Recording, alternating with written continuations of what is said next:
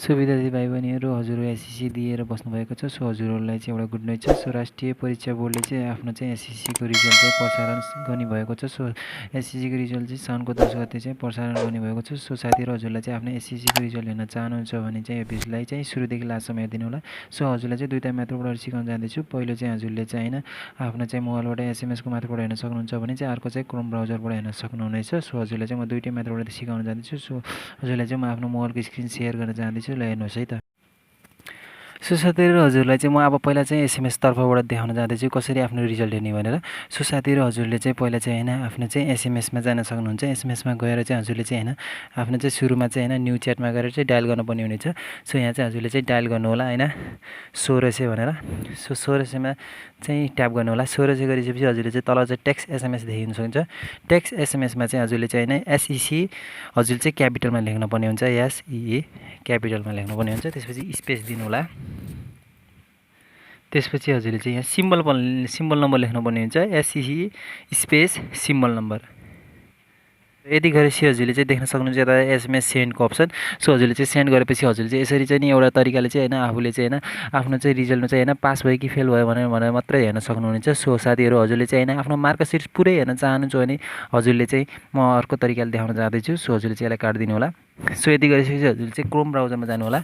Chrome ब्राउजरमा गइसकेपछि हजुरले चाहिँ सो साथीहरू यति गरिसकेपछि देख्न सक्नुहुन्छ यहाँ चाहिँ एसएससीको रिजल्ट चाहिँ आइसकेको छ। सो एसएससी रिजल्टमा चाहिँ हजुरले चाहिँ एसएससी रिजल्ट चाहिँ 2079 लेखेर चाहिँ हजुरले चाहिँ सर्च गर्नु होला। सर्च गरिसकेपछि देख्न सक्नुहुन्छ नेपाल टेलिकमको अप्सन आएको छ। सो त्यसलाई क्लिक गर्नु होला। सो साथीहरू अहिले चाहिँ होइन चाहिँ रिजल्ट आएको छैन, त्यसैले चाहिँ कमिङ सुन लेखेको छ। त्यसैले चाहिँ हजुरले चाहिँ एकछिन वेट गर्नुपर्ने हुन्छ।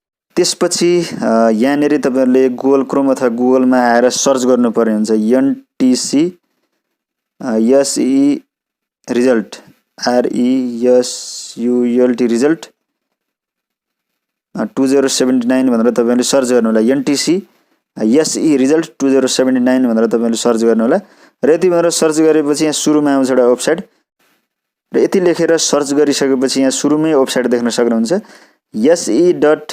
se.ntc.net.np भन्ने छ। यसमा मुनिपट्टि निलो अक्षरमा Nepal telecom SE NTC net.np भनेको छ। यसमा तपाईँले क्लिक गर्नुपर्ने हुन्छ र पहिला भिडियो पुरा हेर्नु होला अनि मात्र तपाईँहरूले चेक गर्न थाल्नु होला। र यहाँनिर यो SE रिजल्ट 2077 भनिएको ठाउँमा अब तपाईँहरूको 2078 को रिजल्ट आएपछि अहिले तपाईँहरूले 2079 मा हेर्दै हुनुहुन्छ भने पनि यहाँ 2078 भनिएको हुन्छ, किनभने तपाईँहरूको एक्जाम त 2078 को 2078 वर्षको तपाईँहरूले पढ्नु भएको एक्जामको रिजल्ट हो।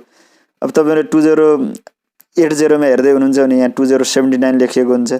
यस्तै भयो यहाँ। अब यो अहिले मैले तपाईँहरूलाई यो भिडियो 2079 को असारमा बनाइरहेको छु, 2079 को असारमा बनाइरहेको छु।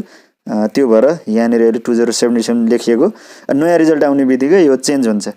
र यहाँनिर अब SE होम भनेर लेखिएको छ माथि, यतापट्टि ग्रेड सिट GRADESHED ग्रेड सिटमा मैले क्लिक गरेपछि यहाँनिर आउँछ। यहाँ के आउँछ भने तपाईँहरूको SE रिजल्ट ग्रेड सिट 2077 भनेको छ। अब नयाँ आएपछि 2078 हुन्छ, 2079 हुन्छ। यो प्रत्येक वर्ष फेरिँदै जान्छ। र सिम्बल नम्बर भन्ने ठाउँ चाहिँ इजी भनेको एक्जाम्पल दिएको छ। यो सिम्बल नम्बरमा तपाईँहरूले आफ्नो सिम्बल नम्बर राख्नुपर्ने हुन्छ। यो सिम्बल नम्बर तपाईँहरूको आफ्नो प्रवेश पत्रमा हुन्छ। र त्यसपछि यतापट्टि अर्को छ यो date of birth. Date of birth भनेको जन्म मिति। जन्म मिति तपाईँहरूको के छ भने यो 4 वटा YYY भनेको ठाउँमा तपाईँहरूको इयर भने साल, कति सालमा जन्मिनु भयो त्यो साल राख्नु होला। त्यसरी MM भनेको ठाउँमा मन्थ भयो, महिना, र DD भनेको ठाउँमा डेट, गते, र बिचमा माइनस छ दुईपट्टि। यो 4 वटा Y अनि बिचमा माइनस MM छ। अब तपाईँले बिचमा माइनसै राख्नु होला। जस्तै उदाहरणको लागि 2058 त्यसपछि बिचमा माइनस, त्यसपछि 03 बिचमा माइनस 12 भनेर यसरी तपाईँहरूले आफ्नो जन्म मिति विक्रम सम्वतको तर यसरी इङ्ग्लिसमा लेखेर राख्नु होला। र यति राखेपछि तपाईँहरूको सिम्बल नम्बर पनि भयो, डेट अफ बर्थ पनि भयो। त्यसपछि सर्च रिजल्टमा तपाईँले क्लिक गर्नु भएपछि तपाईँहरूको यहाँ मार्कसिट सहित यहाँनिर तपाईँले देख्न सक्नुहुन्छ। र यसैलाई तपाईँहरूले नजिकको मोबाइल पसल कम्प्युटर पसलमा गएर प्रिन्ट निकाल्न पनि सक्नुहुनेछ। अब यसलाई त्यो मार्कसिटलाई तपाईँले स्क्रिनसट गर्नु पनि सक्नुहुनेछ।